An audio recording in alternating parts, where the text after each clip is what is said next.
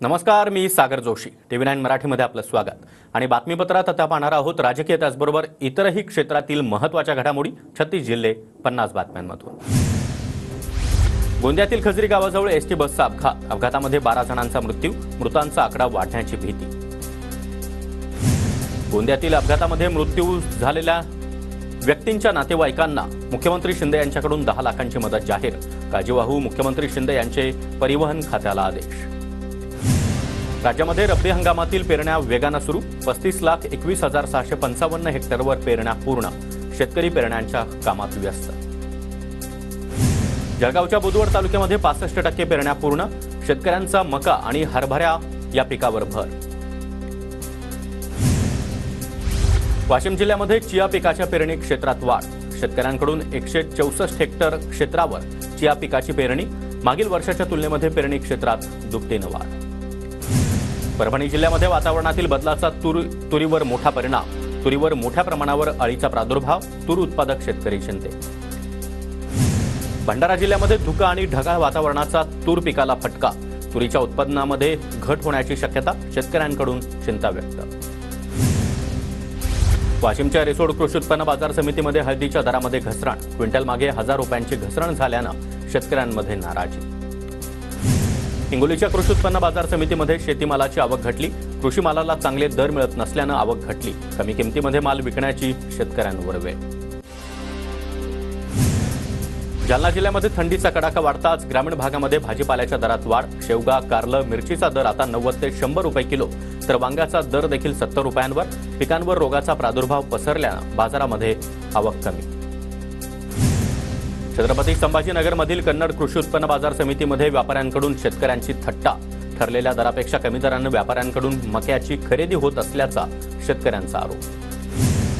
भंडाऱ्यामध्ये धान कापणी आता जोमात. मात्र आधारभूत धान खरेदी केंद्र सुरू नसल्यानं शेतकऱ्यांच्या अडचणीमध्ये वाढ. शासकीय धान खरेदी केंद्र सुरू करण्याची मागणी. लष्करी अळी, तुडतुड्यासह अन्य पीक नुकसानीची भरपाई तातडीनं द्या. सुधीर मुनगंटीवार यांच्या प्रशासनाला सूचना.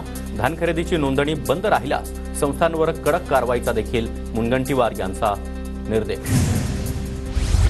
बारामती तालुक्यातील द्राक्ष उत्पादक शेतकरी हतबल. थंडीमुळे द्राक्षाचे मनुके क्रॅक. द्राक्ष उत्पादकांचं मोठ्या प्रमाणात नुकसान. हिंगोलीमध्ये सप्टेंबरमध्ये अतिवृष्टीनं शेती पिकांचं मोठं नुकसान. जिल्ह्यातील शेतकऱ्यांना मदतीची प्रतीक्षा. जिल्हा प्रशासनानं 419 कोटींची मागणी सरकारकडे नोंदवली आहे. जालना जिल्ह्यामध्ये बँकांकडून कर्ज वाटपामध्ये आखडता हात. रब्बी हंगामासाठी 512 कोटी रुपये कर्ज वाटपाचं उद्दिष्ट. मात्र 19 बँकांपैकी 10 बँकांनी कर्ज वाटपाला सुरुवातच केली नसल्याची धक्कादायक माहिती समोर. कोल्हापूरच्या शिरोळ तालुक्यामध्ये ऊस आंदोलन भडकलं. आंदोलकांनी ऊस वाहतूक ट्रॅक्टर रोखला. चालू वर्षाची पहिली उचल 3700 रुपये आणि गळीत हंगामासाठी 200 रुपये अंतिम हप्ता देण्याची मागणी. महाराष्ट्र राज्य सहकारी बँकेचे प्रशासक विद्याधर अनास्कर यांचा अमित शहा यांच्या हस्ते सत्कार. सन्मान सोहळ्याला मंत्री मुरलीधर मोहोळ, कृष्णपाल गुजर, NCUIचे अध्यक्ष दिलीप संघानी यांची उपस्थिती. महाराष्ट्र राज्य सहकारी बँकेची मागील वित्तीय वर्षामध्ये उल्लेखनीय कामगिरी. बीडच्या अंबाजोगाईमधील स्वामी रामानंद तीर्थ रुग्णालयासाठी 4 रुग्णवाहिका. जिल्हा परिषदेच्या माध्यमातून रुग्णवाहिकेचे वितरण. आरोग्य केंद्रातील रुग्णसेवा गतिमान होणार. नाशिक शहरामध्ये दुचाकी चालकासह सहप्रवाशाला देखील आता हेल्मेट सक्ती. गाडीवरील दोघांनी हेल्मेट न घातल्यास दंडात्मक कारवाई होणार. मिनी महाबळेश्वर ओळख असलेल्या दापोलीमध्ये थंडीची लाट. अचानक कडाक्याची थंडी वाढल्यानं नागरिकांनी शेकोट्या पेटवल्या.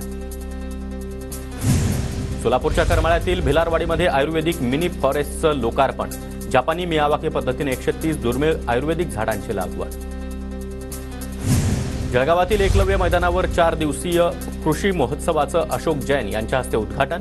महोत्सवामध्ये अत्याधुनिक कृषी यंत्र आणि अवजारांची प्रात्यक्षिकांसह विविध विषयांची माहिती दिली जाणार. लासलगाव रेल्वे स्थानकाजवळील रेल्वे गेट दुरुस्ती कामामुळे 30 आणि 1 तारखेला रात्री 10 वाजेपासून सकाळी 8 वाजेपर्यंत राहणार बंद. नागरिकांना पर्यायी मार्गाचा वापर करण्याचं आवाहन. धुळे जिल्हा क्रीडा संकुलाची दयनीय अवस्था. संकुल तात्काळ दुरुस्त करण्याची इंदिरा महिला मंडळाच्या कार्यकर्त्यांची जिल्हाधिकाऱ्यांकडे मागणी. महिला मंडळाचं याबाबत जिल्हाधिकाऱ्यांना निवेदन. जालन्याच्या भोकरदनमध्ये मागील 15 दिवसांपासून घंटागाडी बंदच. शहरामध्ये ठिकठिकाणी कचऱ्याचे मोठाले ढीग. नागरिकांच्या आरोग्याचा प्रश्न देखील ऐरणीवर. सांगलीच्या खानापूरमध्ये ताकारी सिंचन योजनेच्या बंदिस्त पाईपलाईनला शेतकऱ्यांचा विरोध. आळसंद गावामध्ये भूसंपादन करण्याआधीच पाईपलाईन टाकण्याच्या कामाला सुरुवात केल्याचा शेतकऱ्यांचा आरोप. दुरुस्ती आणि खंडित वीज पुरवठ्यामुळे जळगाव शहराचा पाणीपुरवठा एक दिवस पुढे. 29 तारखेचा पाणीपुरवठा 30 तारखेला होणार. महापालिकेचा पाणीपुरवठा विभागाची पत्राद्वारे माहिती. पुण्याच्या इंदापूरमध्ये बस स्थानकातील सिमेंट कॉन्क्रीटचं काम संथगतीनं सुरू. वाहतुकीचा खोळंबा होत असल्यानं नागरिकांकडून संताप. कॉन्क्रिटीकरणाचं काम युद्धपातळीवर करण्याची प्रवाशांची मागणी. चंद्रपूरच्या चिमूर शहरातील ऐतिहासिक लोखंडी पुलाची आधारभिंत तोडण्यास स्थानिकांचा विरोध. नागरिकांकडून चिमूर क्रांतीभूमीतील इतिहास नष्ट होण्याची भीती व्यक्त. वर्धा जिल्ह्यामध्ये निवडणूक काळामध्ये आरटीओच्या तिजोरीमध्ये 1,87,000 महसूल. प्रचारासाठी विविध वाहनांना दिलेल्या परवानगीमधून महसूल जमा. भंडारा जिल्ह्यातील नवेगाव नागझिरासह कोका वन्यप्राणी दर्शनाला नागरिकांची पसंती. हिवाळा सुरू झाल्यानं निसर्ग सौंदर्यासह वन्यप्राणी दर्शनाकडे नागरिकांचा कल वाढला. धाराशिवच्या परंडा तालुक्यातील काही गावांमध्ये बिबट्याचा वावर. नागरिकांना सतर्क राहण्याचे वन विभागाचे आदेश.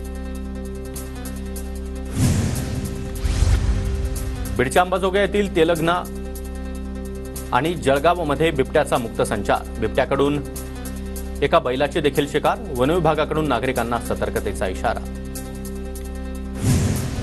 जळगावच्या रावेरमध्ये चारचाकीतून 5 लाख रुपये चोरी झाल्याची घटना. रावेर पोलिसांकडून सीसीटीव्हीद्वारे तपास सुरू. वर्धाजवळ वरुड शिवारामध्ये रेल्वे रूळ पार करताना रेल्वेच्या धडकेमध्ये दोघांचा मृत्यू. सेवाग्राम पोलिसांकडून चौकशी सुरू.